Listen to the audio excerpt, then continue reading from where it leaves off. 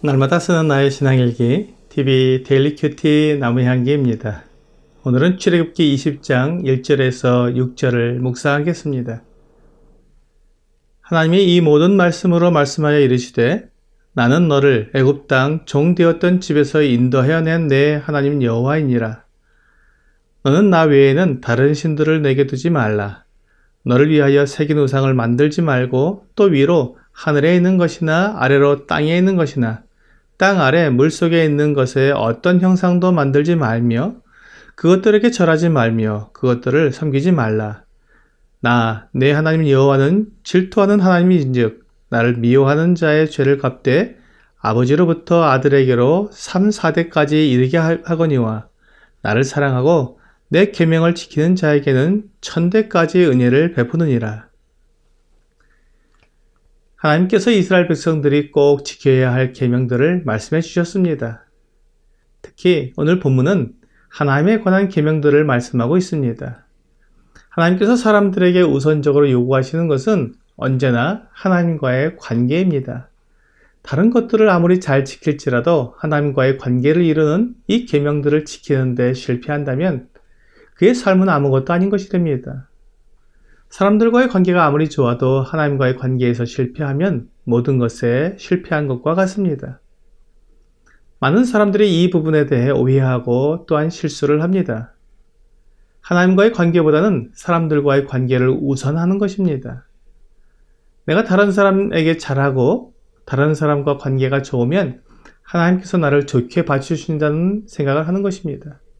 물론 하나님은 우리가 다른 사람들과 좋은 관계를 유지하며 생활하기를 원하십니다. 하나님의 형상을 닮은 사람을 존중하고 좋게 대하는 것은 매우 잘하는 것입니다. 하지만 사람들과의 관계가 좋다고 해서 하나님과의 관계도 좋은 것은 아닙니다.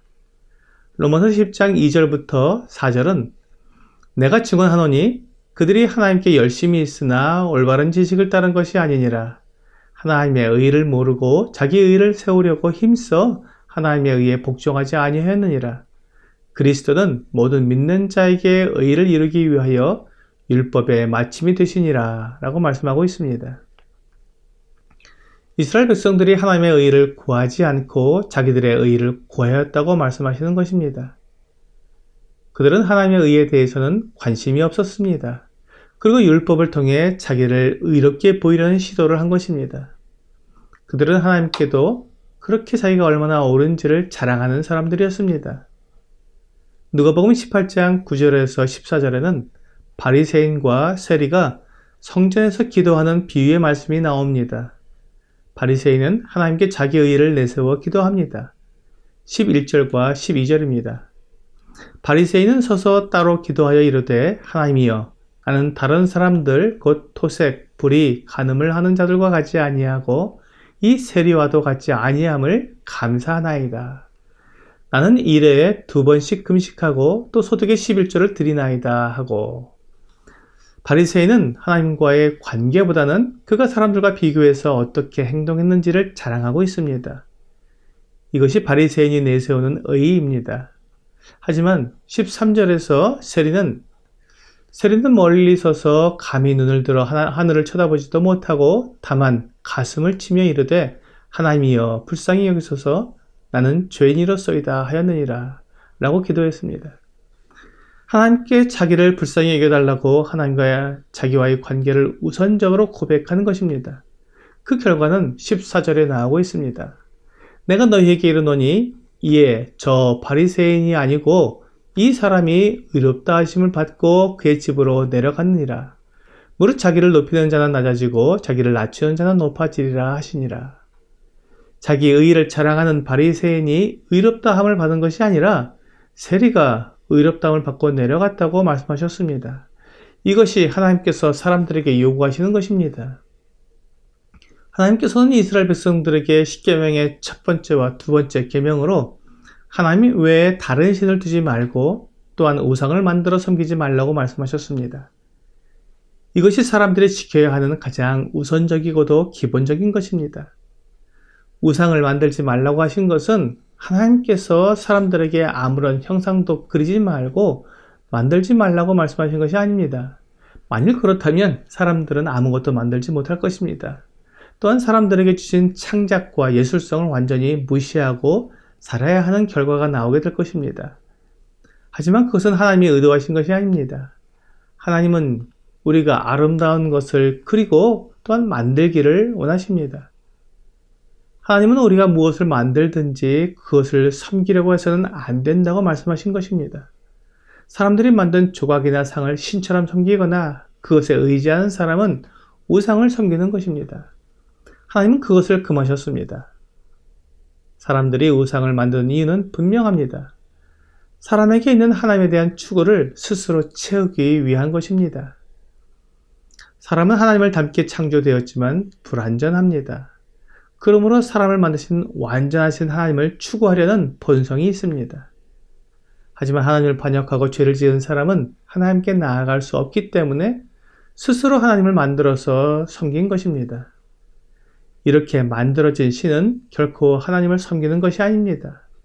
사람들은 그렇게 만든 신을 섬기면서 하나님을 섬긴다고 주장합니다. 그리고 그렇게 만들어진 신을 섬기기 때문에 자기는 옳다고 생각하는 것입니다.